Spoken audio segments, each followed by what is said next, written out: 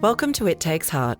I'm Sam Miklos. And I'm Kate Coomber. We hope you enjoy these incredible stories of healthcare professionals making a difference in communities across Australia and beyond. Through our conversations, we look to celebrate the spirit of community and care.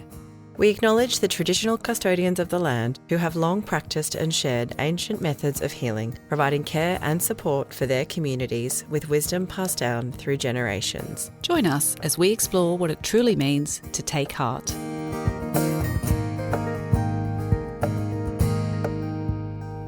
Today, I'm excited to sit down with Cornerstone Medical Recruitment's ultimate leader, Samantha Miklos, as we launch our very first podcast, It Takes Heart. My name is Kate Coomber, and Sam, you and I have worked together for the past 12 years, and I was the very first person through the CMR doors. Thank you for taking a chance. And I started our nursing division. Now, as the head of talent and employer branding, I get to co-host some of these inspiring healthcare professionals that we will feature on the podcast. But I have to say, I feel so lucky to sit and share this story to really kick things off with you. Now, bear with me while I take you through a bit of background about this incredible woman. Sam has had a huge career which spanned from luxury retail management whilst at uni, then on to working as an occupational therapist, both in Australia and in the UK, which then led her to join a healthcare recruitment agency in London. This journey went on for about 5 years between London and Australia before she decided to launch Cornerstone Medical Recruitment, or CMR as we know it today. Now, let's just talk a little bit about these incredible achievements during that time. Since starting Cornerstone Medical Recruitment in 2012, the growth has been staggering. The company has now more than 500 employees Australia-wide, and we've now had to upgrade and move office space probably 5 or more times, I think. Yeah, coming up to 6. CMR has won awards such as Best Place to Work by the Australian Financial Review, Best Workplace Culture, and even being rated the highest medical recruitment agency by medical professionals on Google. And no wonder you were also voted Mumpreneur of the Year at a very sparkly event in 2023. In my crown. Absolutely. Now, with all of that, what I love most about Sam is that you lift others up and you are so very resilient. You see an opportunity in every crisis, but you also know how to have a lot of fun along the way. Not a single day goes by that we don't have a right giggle at work, whilst having such huge impact out on the healthcare community. How lucky are we that is what we do? But CMR isn't just about Sam. We're led by husband and wife duo. Sam and Norbert are the hardest working, authentic and caring people that you could hope to meet, let alone work for. They have 3 young children, all under 8, and they complement each other's skill set. Norbert is our COO. He really drives the operational side of the business, while Sam is constantly looking for ways to better engage our connected community, both internally as well as our dedicated healthcare workers who are spread across Australia.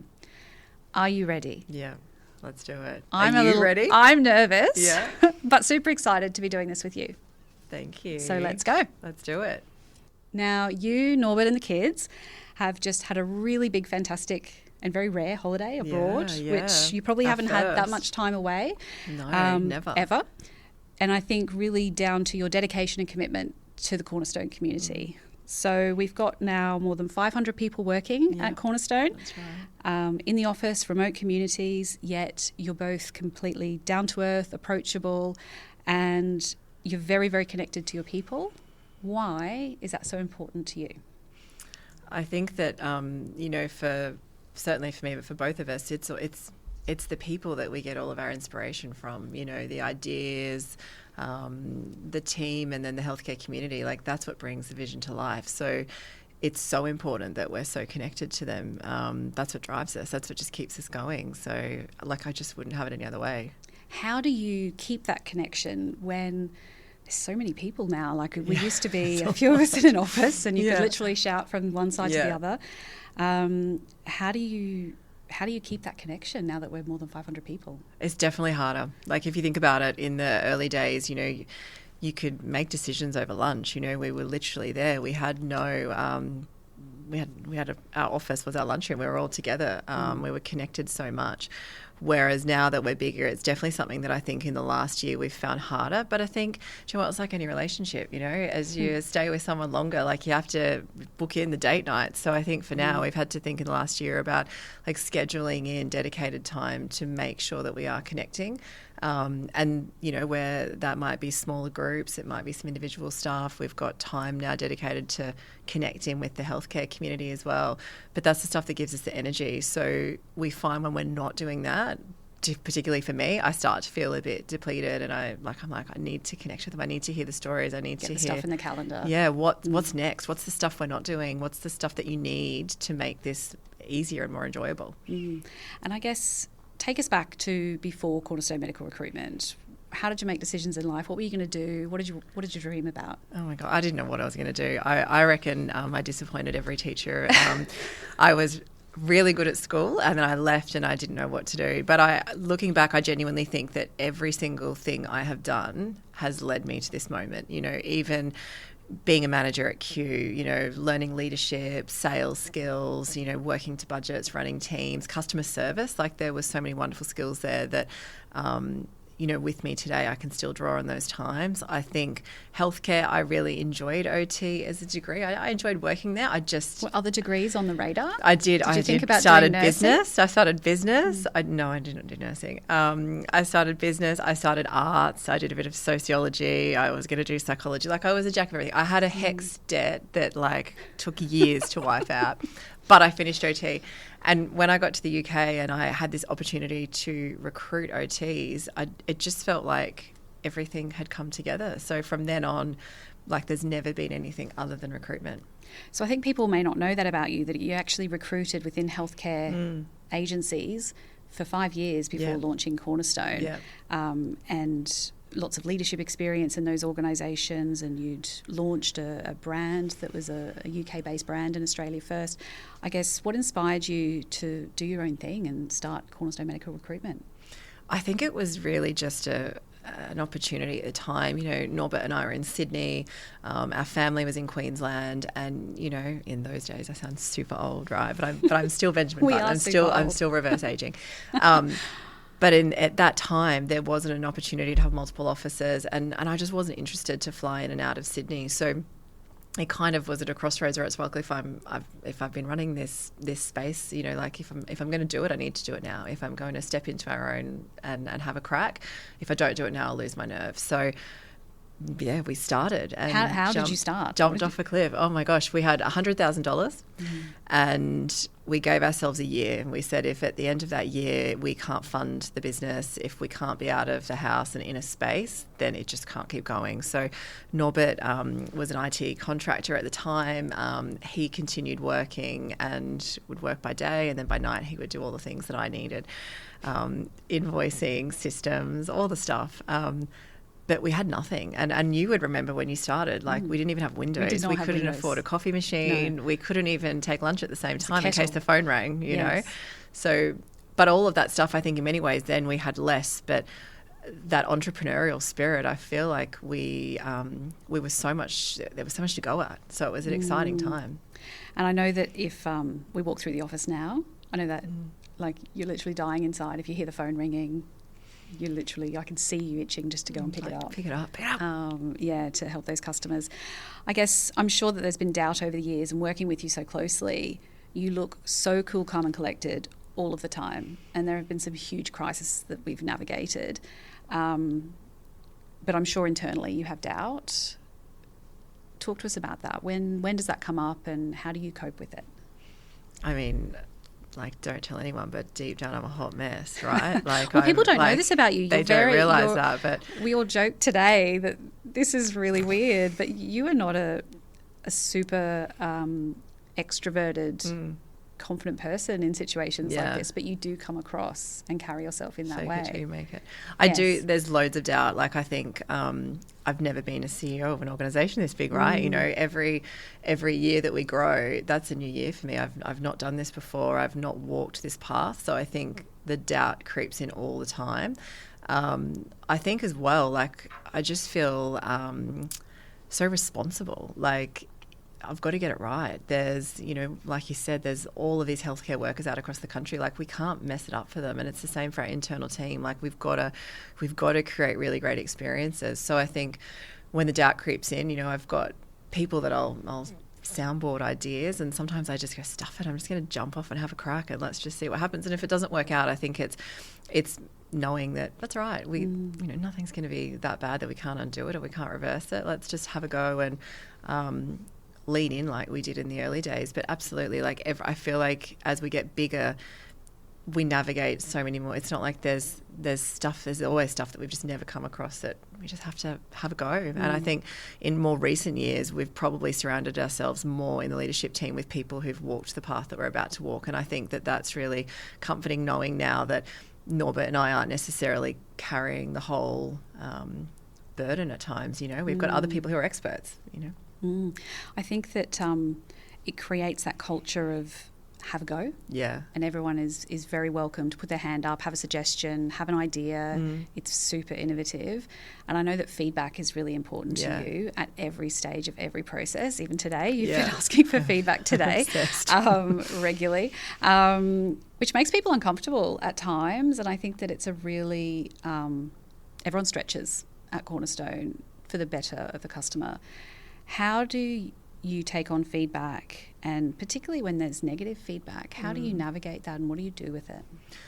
I think, though, feedback's where all the answers are, right? I think there's so much to be learned from that moment. Even an exit interview, even any exit interview, there is always that one thing that you could learn that could just make it better. And I think, if you have a cranky candidate or a cranky employee or something doesn't go right, that's an opportunity in that moment. And I think that it's as quickly as you can fix those moments, I think then that encourages people to step up and share more feedback and look for ways to improve opportunities. So I think if you can show that you welcome it, but then you act on it, I think it's really powerful. So, I think when there's been challenging times, I feel like that feedback or the team's input, they've had the answers. They're the ones on the ground doing it, and I really recognise that I'm not recruiting every day, or I'm not in the people team anymore. So I don't have all the answers. And I think it's asking for feedback from the team internally, but then you also seek it out from our healthcare professionals. You are so passionate about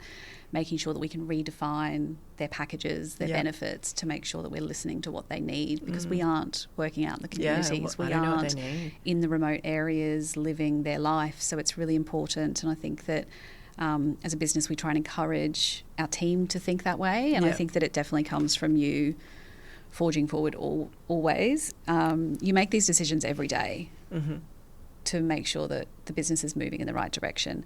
The team will often giggle, and I know it gets tossed around, of working with you is a bit like a colour run. I don't know if that's a compliment, but go on. Look, it is. I feel it. It is a colour run, but it's a really exciting one. I think it gets people surrounding you that want to move quickly and forward. But I know that you've got a really thorough decision-making process, as much as people might think you just jump. Talk to us about that. What is your decision-making process?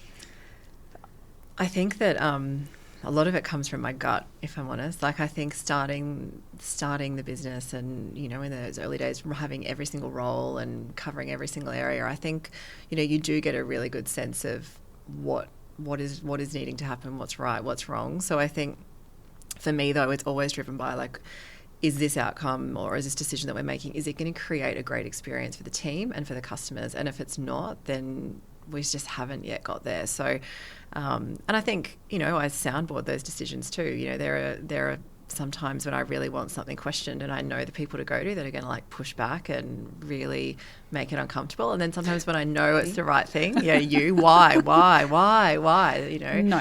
Sometimes when I don't want that, I know not to go to you. And I find that other people where I'm like, do you know what? I know that I know what I need to do. I probably just need someone to go, do you know what? Go on, have a go.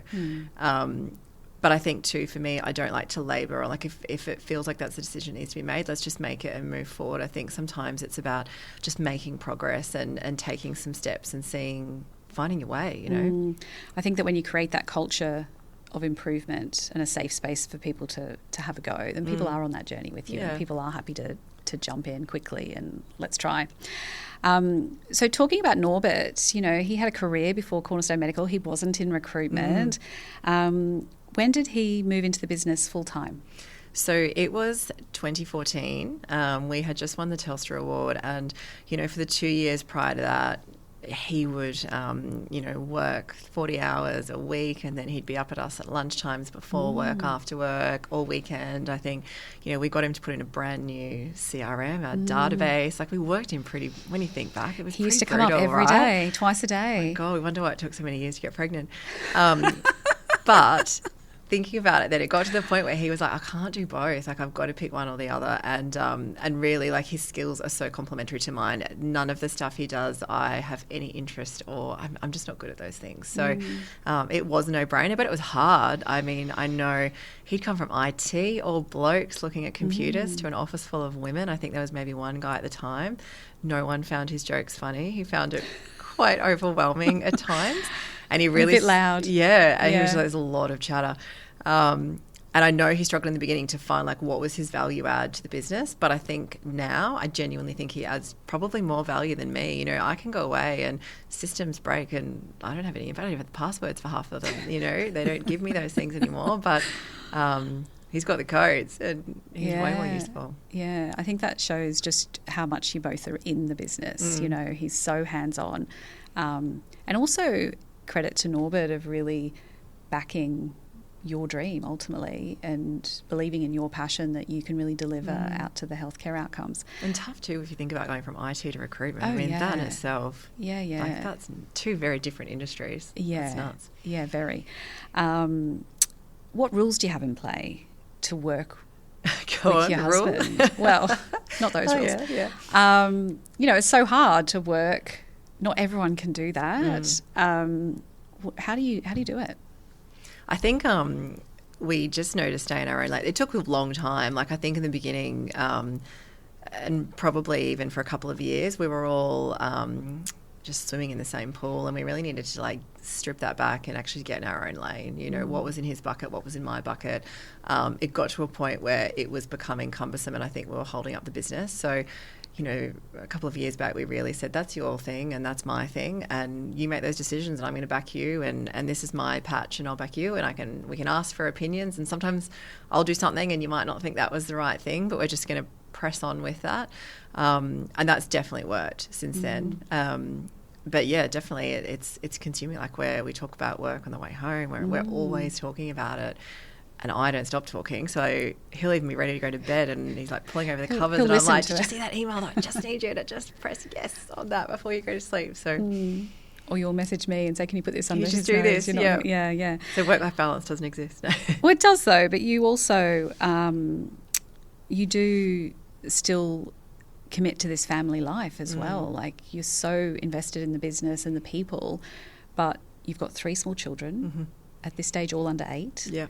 But you're the netball coach, you're the class not very rep, successful, you're the, quite frankly, what do you know about netball? But not good work. Not much. How do you fit that stuff in? I think, having your own business, there's a lot of benefits. There's a lot of challenges too. When our third bubby came along, he was born, and 3 months later it was a pandemic, and I was pulled out of maternity leave to work with Norbert through this time and steer the company through that moment. So there's definitely times where, it's tough, but then I think we've also carved out that family time. We've made sure that we're home a day a week. One of us is home a day a week with the kids. We make sure that we can prioritise to go to all of those events for them, and coach the netball team. And even if we still haven't got a single goal in, we're still there. And I think for our 8-year-old, it's about having a go. Yeah, mum's there. Mum's having a crack. She can do a cartwheel. I can teach them a cartwheel. But I think then too, for us, we have it on Wednesday night. We don't talk work. Wednesday night, it's like, it's just our night to just like connect and chat. And on Tuesday night, we do PT. We do that together in the garage with the kids. It's a family event. We're no fitter than we were 2 years ago. She's making a whole bunch of money off us just chatting, but it's fun. So we make sure, Norbert loves his motorsport. I love my socialising. We just make sure that those things are carved in. just to take the edge off, because it's very consuming when it's your own business. And I guess a very fast growing business. So we've gone from 2012, us. Us, no windows. No windows, grew to maybe 10 people quickly and stood around that area for a bit, and then to maybe 30 people. And now more than 500 people are employed by Cornerstone across the country. Talk us through that incredible growth, and what are the phases or what are the growing pains that you've experienced along the way? Loads of growing pains. In the beginning, we were only placing healthcare staff into permanent roles or longer term contracts, so they weren't our employees.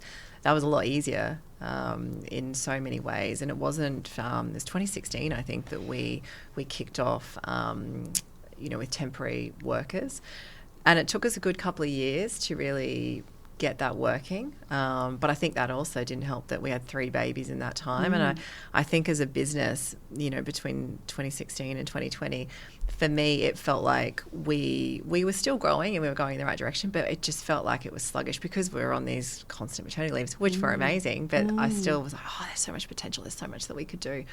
And the business at those times was still at a size where it just all relied on Norbert and I. You were the only operational people in the business. And you were the everyone sales leader. Recruiters. There was it was literally people placing healthcare professionals, and we were just the managers. And Norbert running the show. That was tough, and I think then, coming out of COVID, we definitely had that great growth. Like, we seized that moment, and we really lent into what was happening. And talk to us about that, because I think through COVID, I spoke to so many agencies at the time who were downsizing their teams. The market just dropped out. Even healthcare agencies had to reduce. A lot of medical agencies reduced their team. Was that a real moment in time that weighed heavily on you?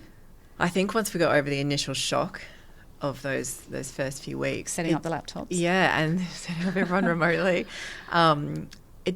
and then we started hearing those stories of our competitors letting people go and reducing their working days. It didn't make sense to us. Like, we were like, if we are in a pandemic, and if we as a healthcare recruitment agency can't make something of this, then we don't deserve to be here. Like, I felt like our communities needed us more than ever.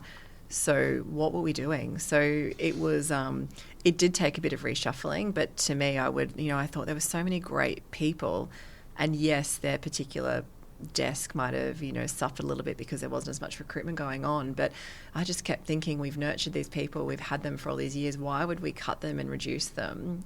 There's got to be something else that we can do with them. So that's when new paths, new teams emerged, or projects got done, or there was just other stuff to do.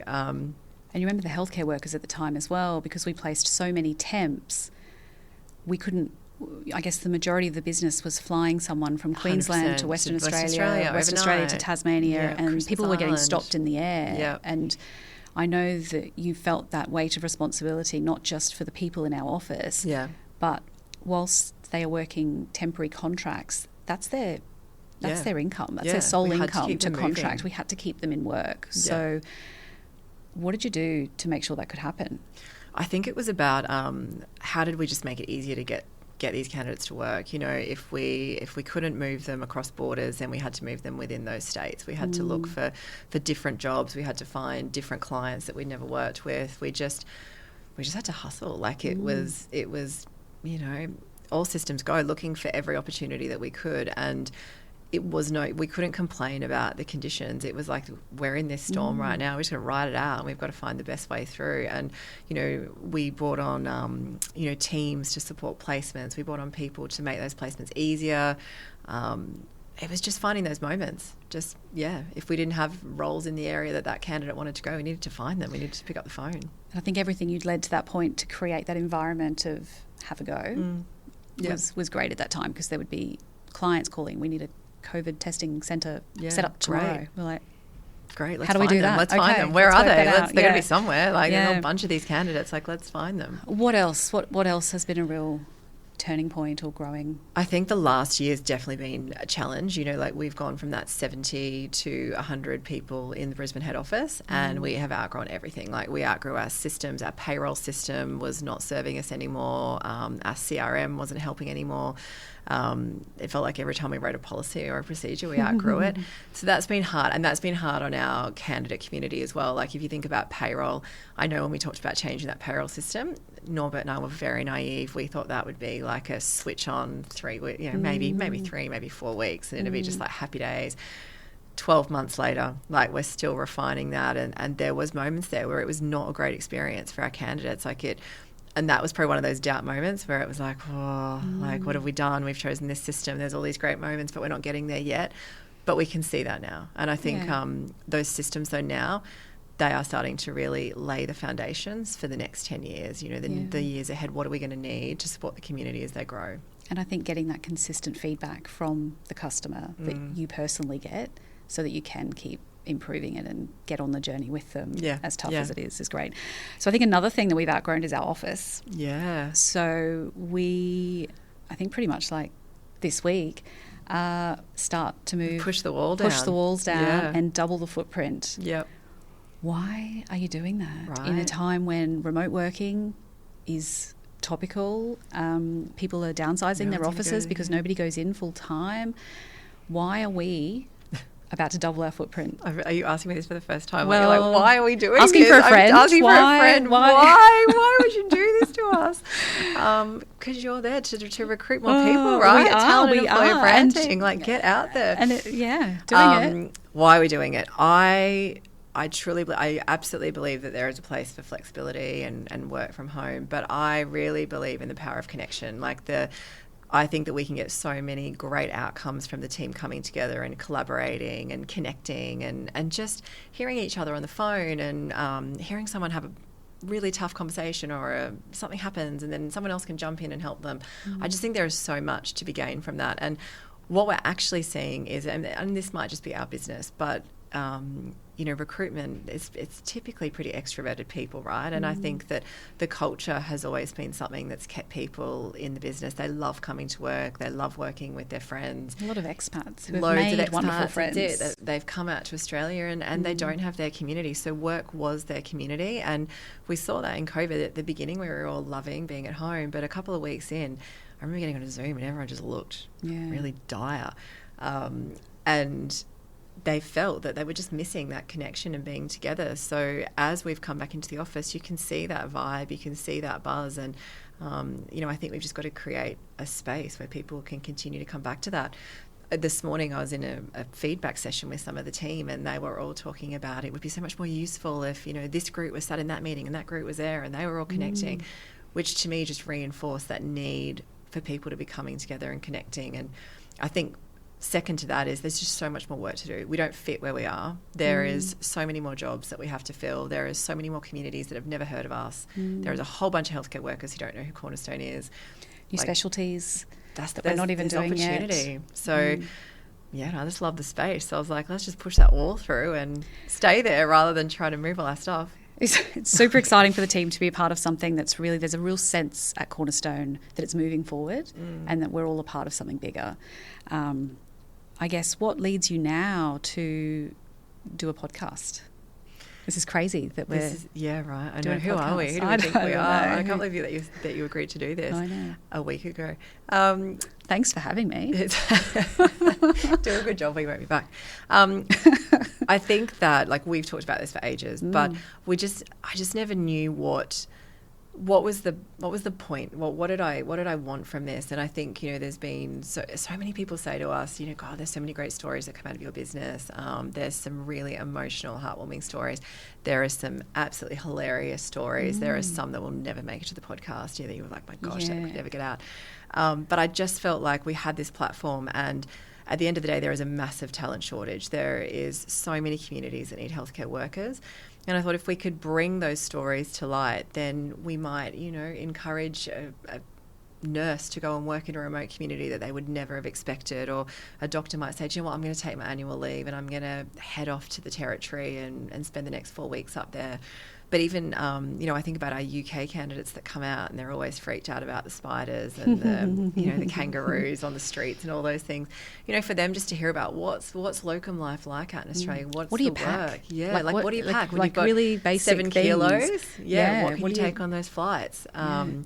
There's just so many great stories that we can share, and I just hope by sharing them it might encourage more people to follow those jobs and think about locuming around the country and just making a difference. And I think when some people come out of university, it seems like obvious choices are only available. Yeah. And coming from healthcare, you would know that. Absolutely. What was an opportunity for you? It's like work for the hospital. Yeah. And that sort of it, and that's wonderful. But there's a lot of opportunity where people can really involve themselves in the communities, which I think is really exciting that we get to share those stories and connect people that way. So I guess what's next for Cornerstone? Just more of the same, right? There's just too much to do. I think we've got a really phenomenal group of people. I think we've got a phenomenal platform. I think there's more beyond recruitment. I really want us as a business to make sure that our placements have more purpose. I want us to look at, making more of an impact in the healthcare space. What does that look like? I don't know yet. But I feel like from these conversations and, the communities, the ideas are coming. It's just, I think that as a brand, we can just make more impact. And it comes down to that creating a great experience. Yeah, how do we for keep our people, creating right? great? How do we do that more broadly? So, and now with every episode, Cornerstone Medical Recruitment have decided to donate $500 to a charity of choice chosen by the guest. And your choice today is the Rural Doctors Foundation. And this charity exists to give those rural remote regions better access to healthcare, from delivering emergency services or buying vital equipment. Why is it important to you to do that with every guest? I just felt that if we were going to do this podcast, there just needed to be something bigger that came from it, and if you think about if every guest comes on, there's going to be so many amazing healthcare charities or organisations that we would never even heard of, and particularly in those remote locations. I just thought if it gives an opportunity to shine some awareness, to shine a light on those organisations, that makes a difference. And for us, we've got our affiliation at the moment with the Children's Hospital Foundation. I think it's really important that each placement has a purpose, but I think it's really important that every guest that comes on this podcast also feels that they're giving up their time, to come in and share their story. But I also want them to feel like that time has been really impactful and really useful to them. So it's really important. And I'm over all of the 12 years, we've always supported a variety of healthcare foundations, charities. We've even done things like donate, dishwashers to nursing quarters or, cribs to different facilities for midwives. There's been all of those things. So I'm really keen to see all of the different ways that we can impact. And I think if we've got, healthcare workers from across the country, we can actually have a really wide-reaching impact. So I'm excited to see what that looks like. That's wonderful. Well, look, thank you so much. You're and thank welcome. you thank you for the opportunity to sit down and talk to you like this. It's been really, really great. I know that I know and love you and work with you so closely, and it's so nice that other people can share the insights that you bring to this business each and every day and to the people, and really creating that connected community. Thank you. Thanks for listening. Don't forget to share, rate and review. This allows us to reach more people and share more incredible stories. Click the follow or subscribe button to ensure you never miss an episode.